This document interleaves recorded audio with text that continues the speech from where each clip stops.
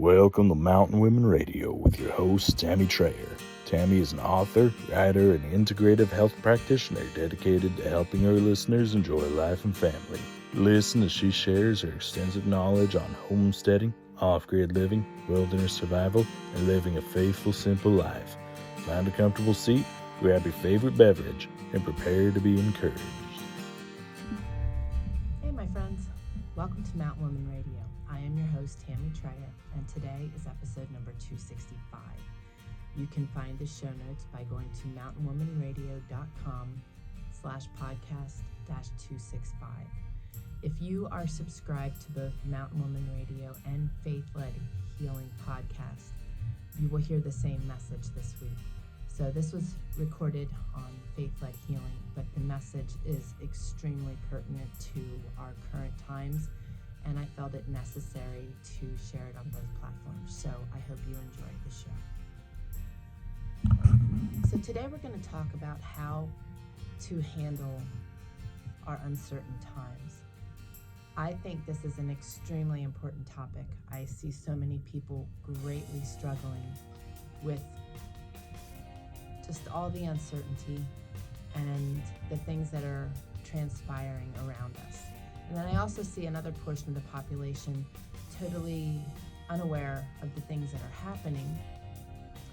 And then I see people like myself who are fully aware of what is going on, which is very important. We need to be aware of what is happening, yet still be able to live a good life. And that's what we're going to talk about today. I do want to backtrack a little bit and just say I am back in my own stomping grounds. We are in North Idaho on our homestead. As you can see behind me, if you're watching this on YouTube, I love this time of year. I have my dad's flannel. It's nice in the sunshine here, but the temperatures are cooler, and so you can layer. We left 85-degree humid Alabama 2 weeks ago and came home to 50s and 60s, and it's been glorious. It's been very glorious. And you know, I want to just paint a little picture here for those of you that are new to following. When I share about how to handle things in our lives, please understand that I am sharing out of a space of having experienced a lot of things and also overcoming them.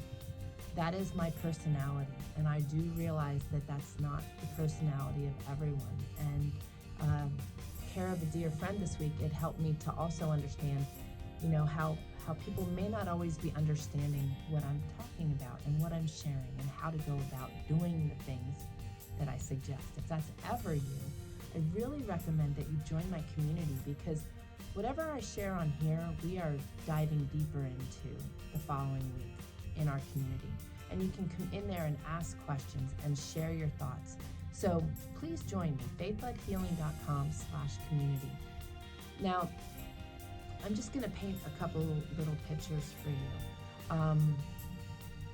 We embarked on our off-grid journey in 2010, and in like 2011, I started having some health issues. I felt I wasn't feeling myself. I didn't have the energy I did. I was kind of losing my strength, lots of brain fog, just my body was not working well, and that progressed. And in 2015, after helping my son deliver 3 cords of firewood, my body just, I don't even know what to call it, but it resigned. I had neuropathy in my hands and in my arms and in my legs, and I was pretty debilitated. But before that, I was having problems sitting. I was having problems laying. I was having problems standing. I had a really beautiful roll-top desk, and I would sit there, and I couldn't sit in the chair anymore, so I got a yoga ball. That helped some, but then I progressed to a place where I just couldn't sit anymore. It hurt so much. My organs were very swollen, and I got a standing desk, and I could do that for a while, and it worked out really well, and all of a sudden I just couldn't stand on my legs very long. And then I'd lay down to just so uncomfortable. And, you know, and then I had this episode where I ended up with a neuropathy, and then God diagnosed me. And neon sign was right in front of me, sharing with me that I had breast implant illness. And God led me to a doctor in Georgia, the only one in the country at the time that had a detox protocol in place to go along with the proper removal of my silicone outer saline implants. And we were on a really slippery slope. We live very frugally, and that just began to take us down. I had life-saving surgery 3 months later. I was flat on my back for a year. We ended up having to sell our first homestead that we built from the ground up. It was a tremendous labor of love, and we needed to start all over again. We were in a financial mess for a very long time as a result of all of that, and it was a rough time. However, it was one of the most glorious times in my life.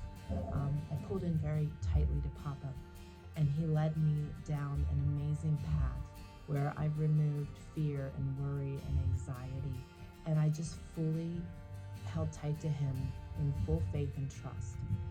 And you know, most people would experience something like that and be greatly devastated, may not recover from it, may not pull out of that place, just because our mental health plays such a role in all of these situations. And you know, so we are familiar with these rough patches, these rough places, valleys that you could walk through.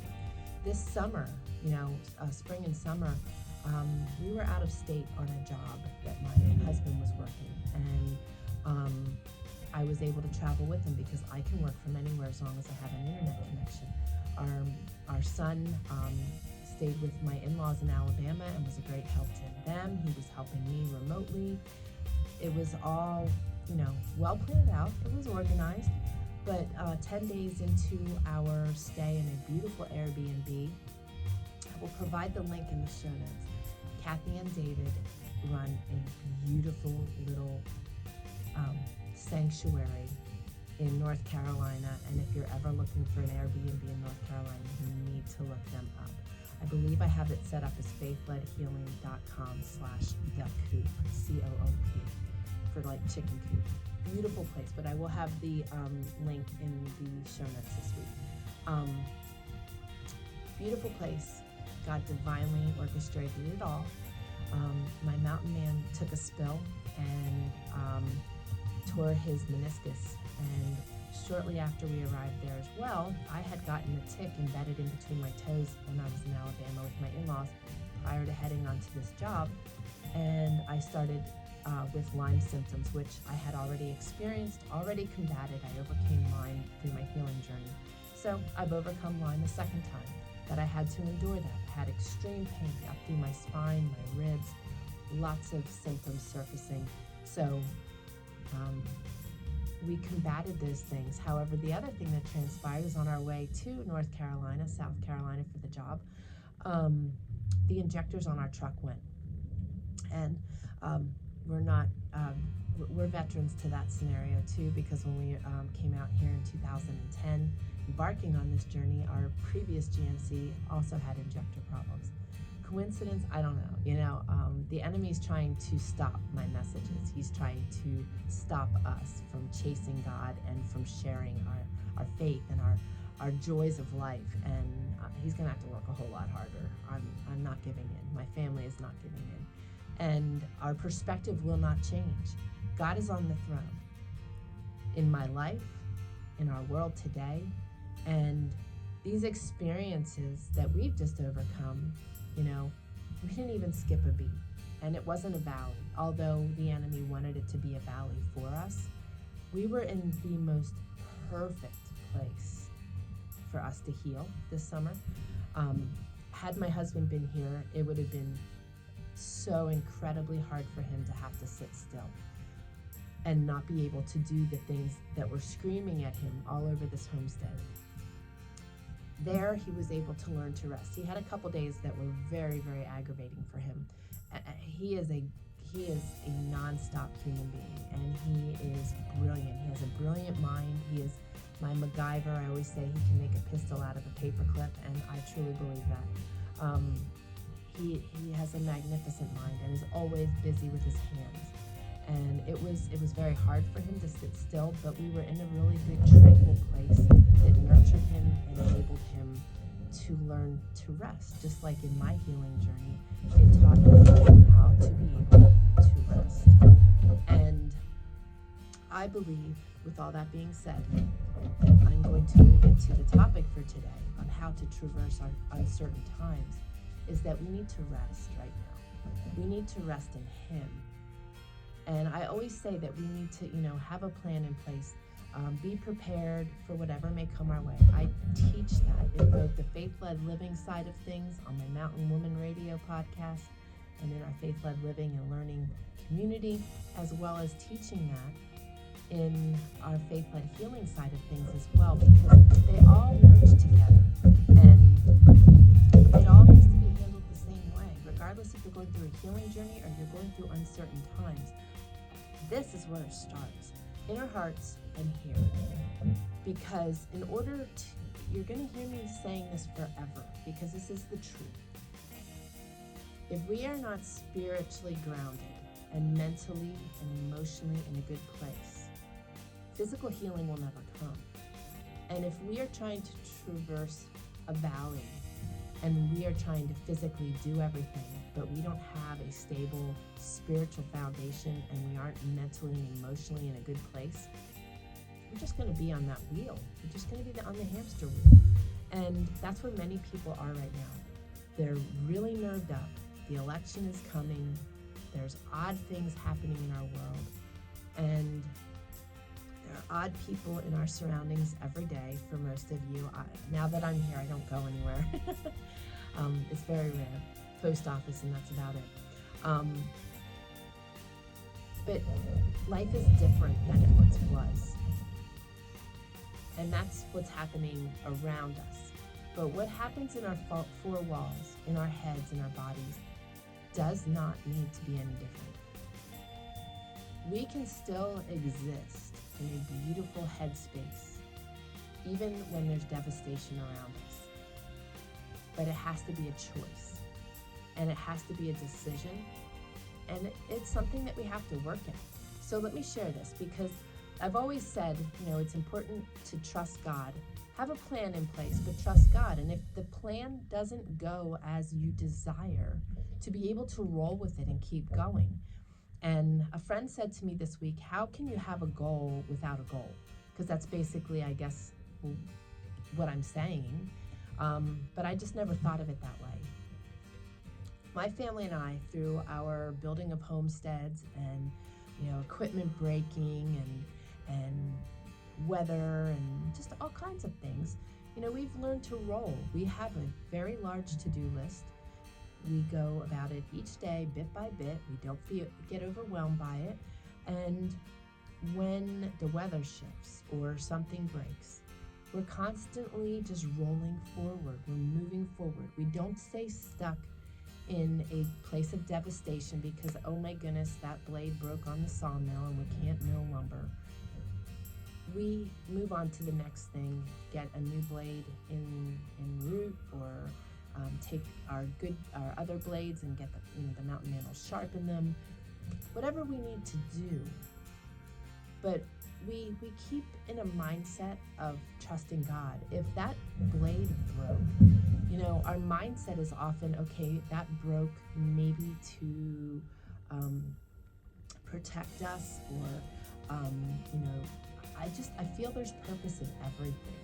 So when things don't go our way, because that's where people struggle the most, I feel, is when you've got a plan in place and things don't go the way you want them to. For most people, that's devastation.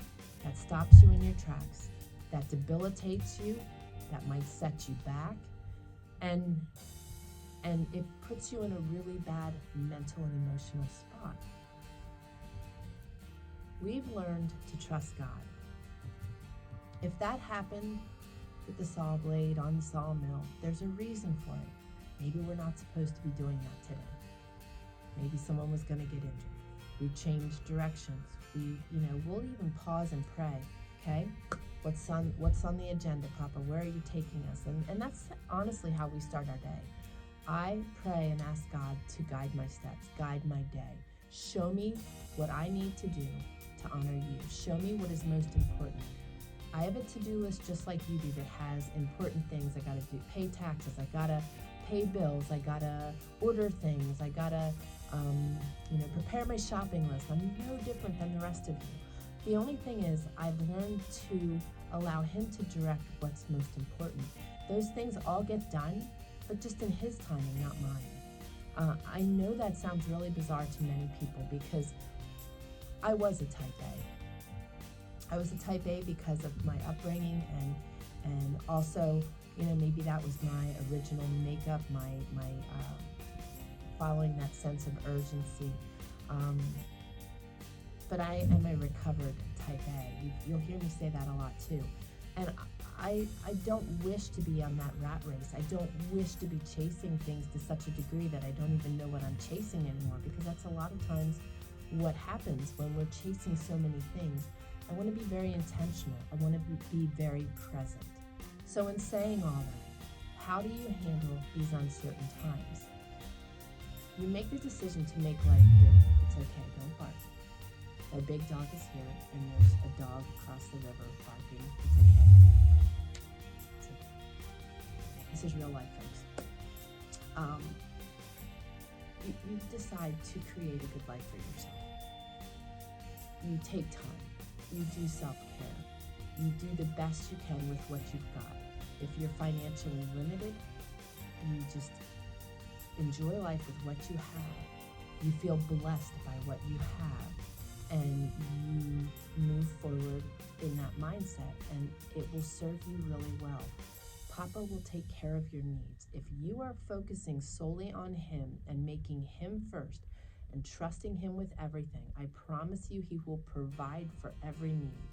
I shared with you how I had to go to Georgia for my surgery. While we were there, we didn't have 2 pennies to rub together.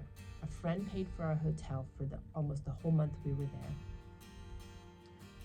Another friend did a fundraiser. We had just enough for our airfare, our baggage, a little bit of food, and gas. And you know what? I had to purchase a prescription while I was there, an additional one that I wasn't preparing for. I have health insurance through a Christian Share Ministry, and we have to pay up front and then be reimbursed. I put the prescription with the pharmacist, and he said it was $900. Let me jump back. I had $375 in my checking account. That money was to cover the rental car when we returned it, and our baggage to head home, and a little bit of gas.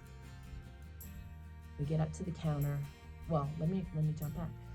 I stood there and waiting for my husband to come out of the restroom, and he says to me, "What are you doing? Why didn't you give him the prescription?"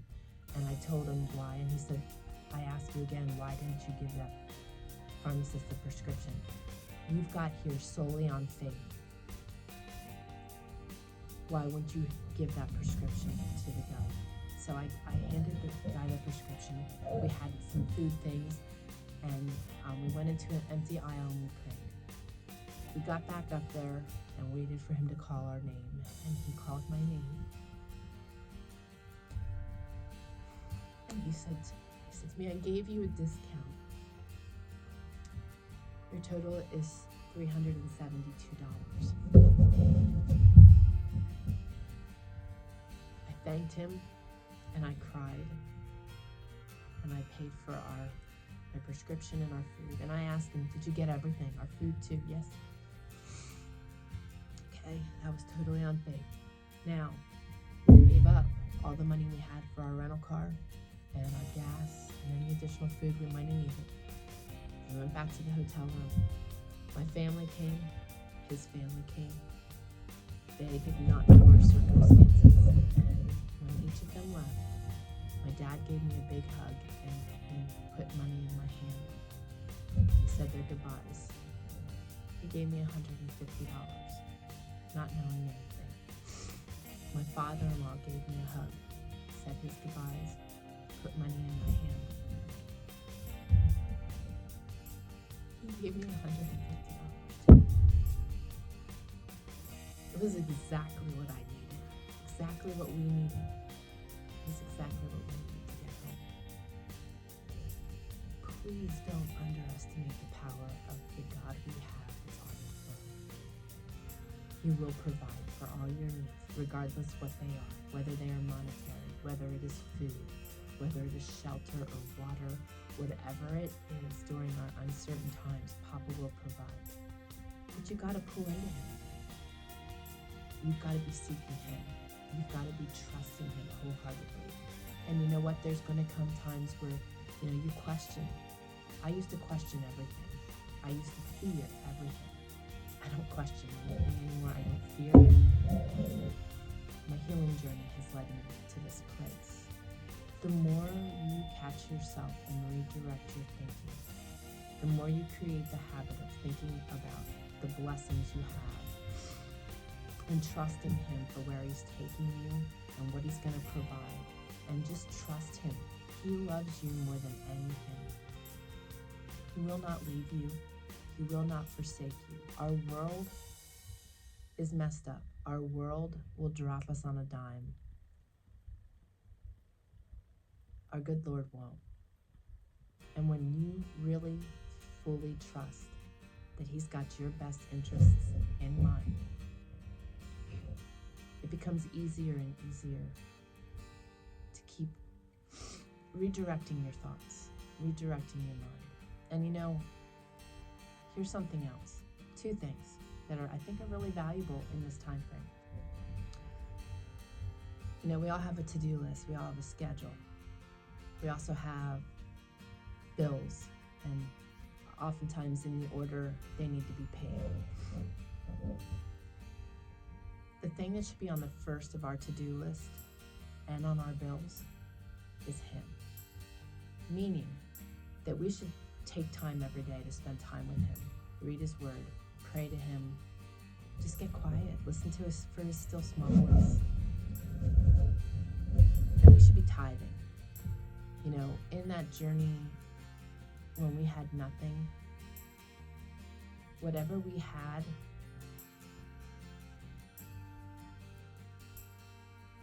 when it was time to tithe, I tithed even though it needed to go somewhere. I remember being in church one day and having $100 to our name, and I felt it very pressed on me to put that $100 in the plate.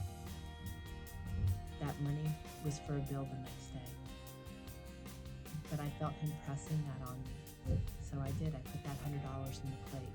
When we left church and went home and we stopped at the post office, it was a $100 check in my mailbox. If he is leading you to something, follow him. Be obedient. We are called to tithe first before we do anything else. When we take those steps for being obedient and pulling into him and trusting him that much, everything shifts. Is it a scary place? Is it a foreign place? For sure it is. But the more you do it, the more it becomes second nature.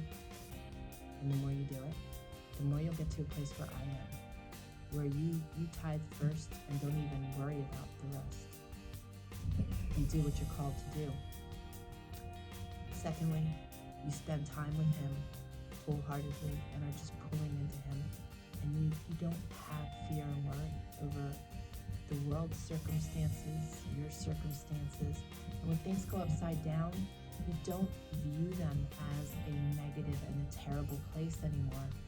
You look for what he's trying to show you and for the good that's going to come from it. That perspective shift will enable you to go through any hard time, not just uncertain times, but any hard time, and be able to make it to the other side in such a better way. Yes, it's going to be hard. We go through hard times, and it can be hard. You can grow weary. We're all human, we're all flesh. I will be the first to admit that there are times that I just get weary. It just becomes a lot. But then I pull into him, and he shows me something in his word that just knocks my socks off, and it redirects me and enables me to keep going. Or He leads me to call on my prayer warriors in my community to lift me and cover me in prayer and to help me refine my strength and my renewal and my balance and my direction. You know, we're all human. I may not have fear and worry and anxiety, but things do get heavy from time to time for me. Nothing like they once did.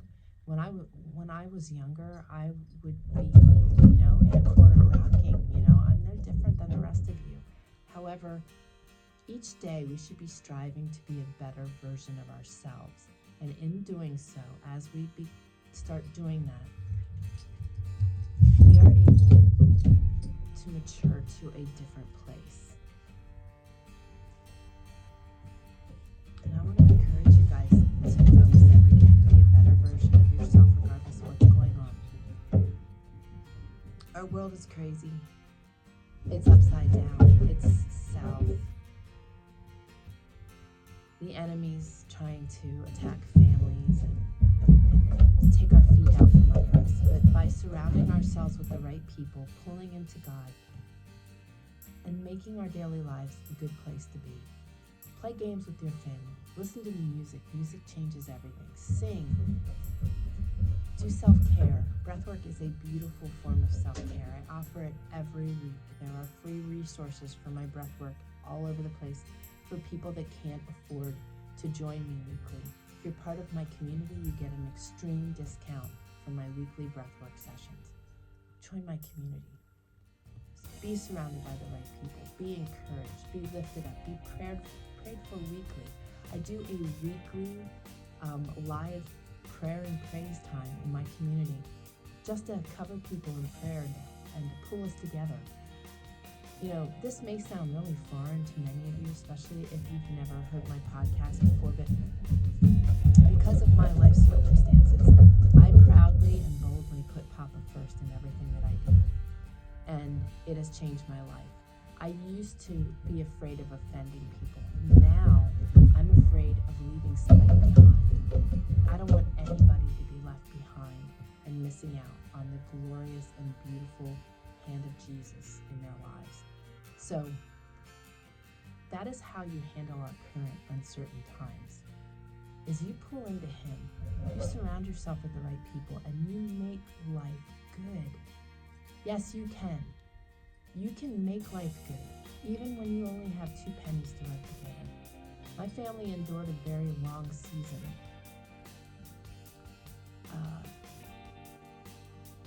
2015 to 2020. It's a long season, but it was good. It was good. And your seasons and your valleys can be good too. They'll be hard, but they'll be good. I gained the greatest things in my life through my valleys. And that's only because I started looking for what I could learn, what I could gain, and how He could use me in that space. So, that's my message for today. I hope it helps some of you. These are really crazy, uncertain times, and you may feel like you're lacking and you don't have enough. And financially you might be in a bad spot. You might be in a valley for other reasons. You might be dealing with health issues or estranged children, so many different things. Job, finances, marriage. God's in it all. Our greatest tool, pulling into Him and praying, talking to Him, communicating. So I pray that you join my community. We have amazing people in there. I'm in there every day, nurturing and encouraging, and it's a good spot. Papa's building a really beautiful area there. Give Him all the glory. Anyway, I love you all. Have a beautiful rest of your day. Make life good. Cool it. And I look forward to seeing you guys next week. God bless. My friends, I just want to apologize on this episode for all the noise. I have an old dog who desires to be with me everywhere I go, and I did not use my lavalier mic, and she was doing all kinds of scratching and was very restless. So I do apologize for the noise, and I will wear my mic next time. But I'm living life. I'm spending as much time with my dog as I can because I know she won't be here long. So forgive me. God bless.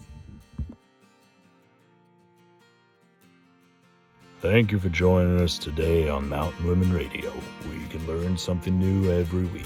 We hope you enjoyed the show, and we encourage you to join us on faithledliving.com and faithledlearning.com. Be sure to connect with us on iTunes and leave a review. This will help us reach even more people. Until next time, keep learning, laughing, and living.